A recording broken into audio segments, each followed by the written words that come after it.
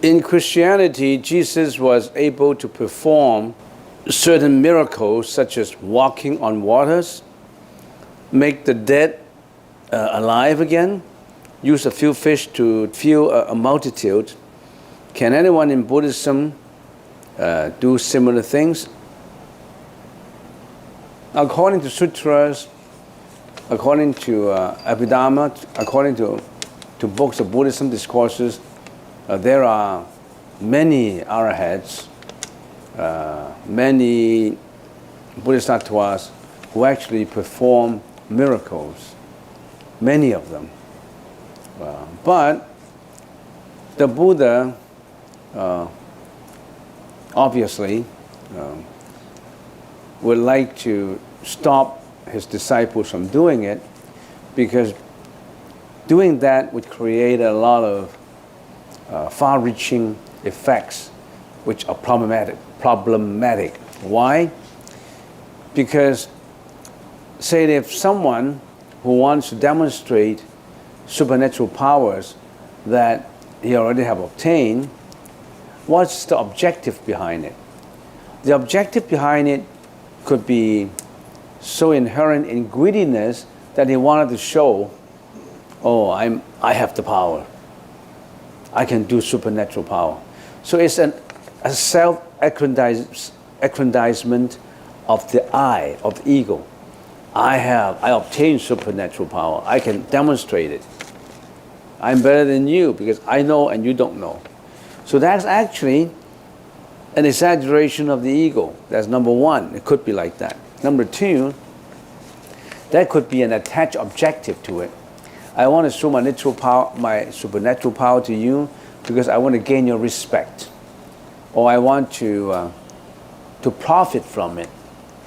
Because maybe in the future, if you know that I have supernatural power, you will come to me, and I can make use of this ability to make money. And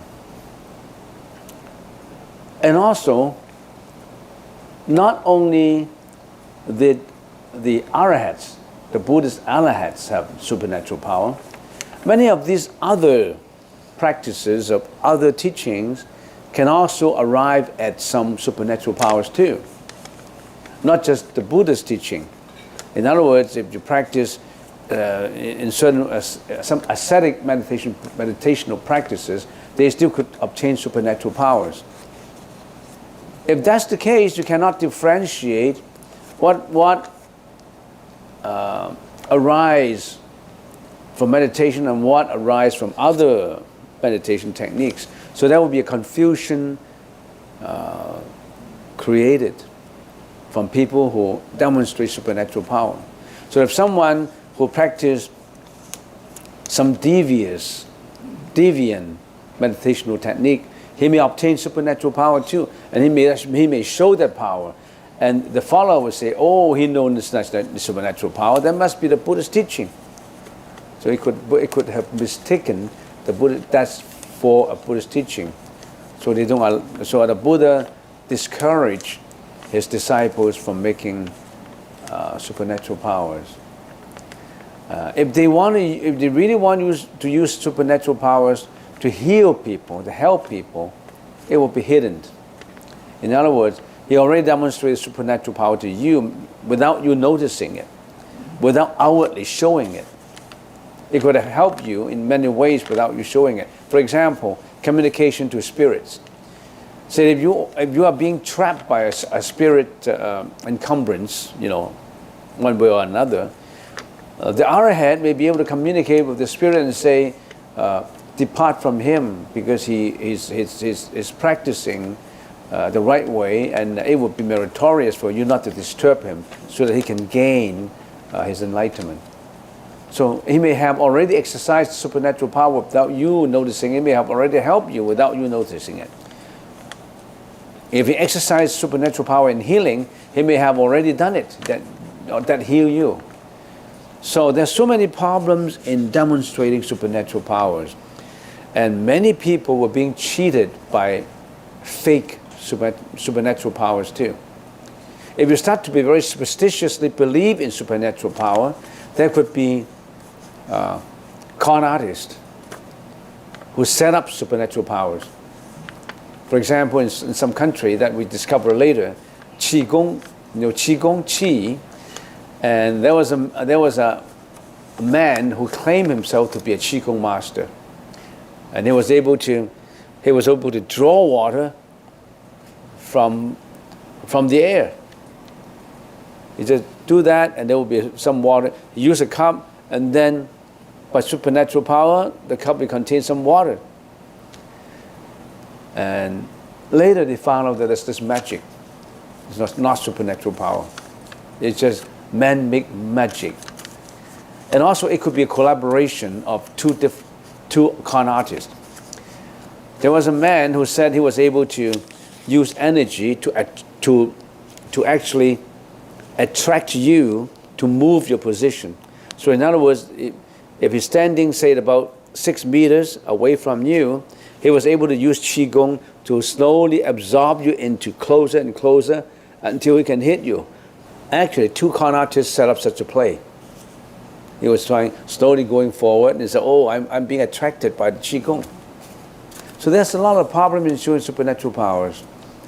And if you become superstitious in certain things, you get blindfolded into it, that you may just believe it without knowing that it's just a magical trick. So don't believe in supernatural power. The supernatural power is in you. You have that power. You have that telepathy.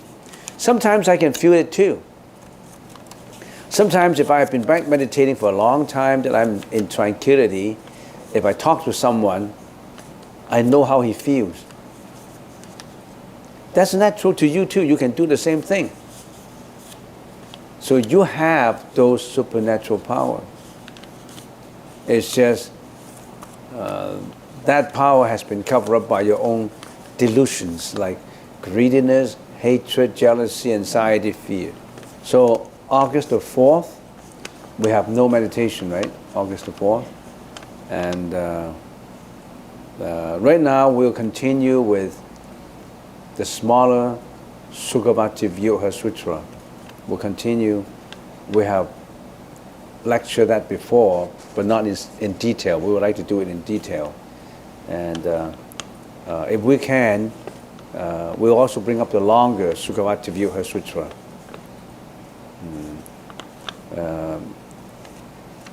The practice of chanting of Amitabha's name in order to be reborn in the land of in Sukhavati Vyuha is quite new in North America, because in North America most people just believe in meditation, but just using meditation to get out from samsara is extremely difficult, because people spend hours every day. All those sages, they were hermit, spent hours every day to do meditation until they purified. They get complete purification to get into the 4 stages. But how can you and me, being common ordinary people, practicing maybe at the most half an hour or 1 hour per day, and we can be a Buddha? We're cheating ourselves. Plus life is getting more and more busy, more and more tension and stress, and more responsibilities. How can we practice like in the ancient times?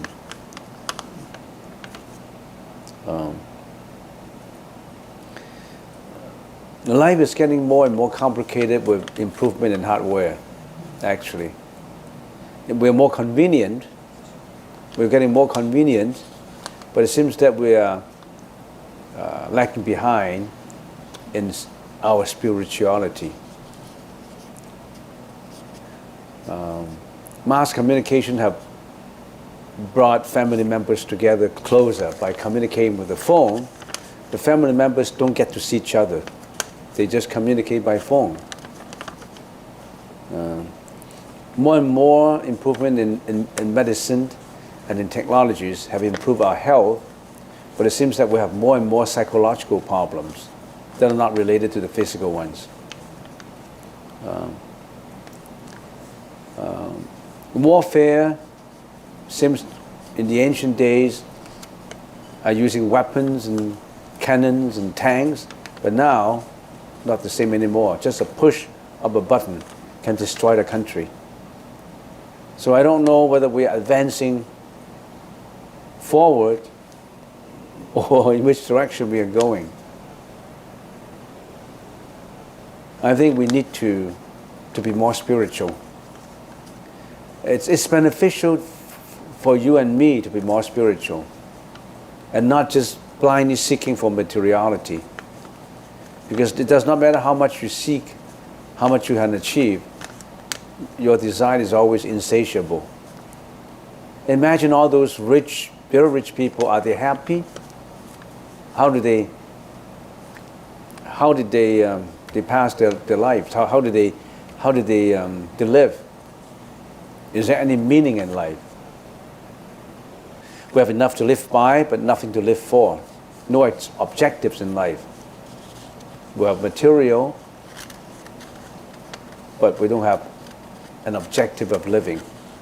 It seems that we are moving every day closer and closer to death, which is a factual reality. So that's getting more and more spiritual by learning more about what the Buddha has offered to tell us.